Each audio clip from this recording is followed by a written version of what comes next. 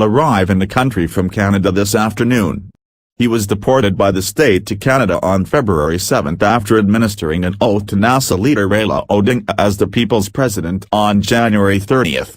Miguna yesterday told the Star from Toronto he is scheduled to land at the JKIA at 2:15 p.m. aboard Emirates CK-19, via Dubai.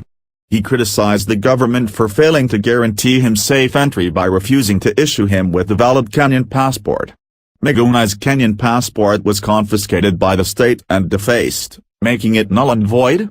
This was despite a court order to the Immigration Department to give Miguna back his passport. This means that under the law, he can only apply for a visa to enter Kenya, being a naturalized Canadian. Miguna said he will not to apply for a visa upon his arrival. He said doing so would facilitate the illegitimate government's continued disobedience of court orders and further infringe on his constitutional rights. Miguna has listed return of his valid Kenyan passport or issuance of a new one, facilitation of his return, guarantee of his safe return and entry into the country as some of his rights the state must meet. Yesterday, Miguna lashed out at Interior CS Fred Mashangai, Inspector General of Police Joseph Boyle and the Director of Immigration, saying they have refused to obey and comply with the various court orders.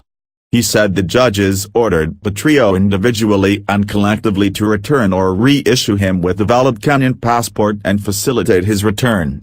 As a Kenyan citizen by birth, I must be guarantee my personal safety and security upon and after my return to and stay in Kenya, he said. The NRM general is likely to return to a different Kenya, because of the unity handshake between President Uhuru Kenyatta and NASA chief Raila Odinga. The historic handshake brokered a political truce and ended a protracted standoff that breathed life to his resistance against Jubilee. He has denounced the Uhuru-Raila deal as a betrayal of those killed, while protesting against the outcome of the general election. The self-styled lawyer said the pact was a stepping stone to an authoritarian state run by the two families that have been at the center of Kenya's politics since independence. It is meant to cement the 55-year domination by a few elites and families over more than 99% of suffering Kenyans, he said in reference to the Uhuru-Raila pact.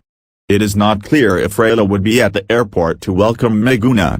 Immediately he was deported to Canada. Hundreds of youths and relatives held demonstrations in his home village as they condemned the act. On Friday, Miguna's team of lawyers, led by Siaya Senator James Orengo and Nelson Havi, held talks with the KNCHR over the deported activists.